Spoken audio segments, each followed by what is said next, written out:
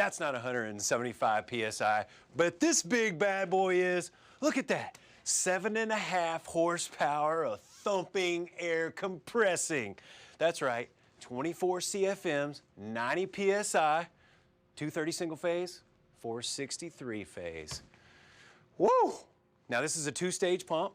You got your big fat piston here, small piston coming in. Oh my God, it's like a 3/4 diameter tube going in to your 80-gallon vertical tank. You got an oil lubricating pump inside. Here's your side glass, and there's an oil guard in case it gets low. Got your cage back here. Does that remind me of high school? I think it does. And don't forget the ASME certified 80-gallon tank, proudly made in the USA. All jet air compressors are backed with a 3-year warranty and proudly assembled in the USA.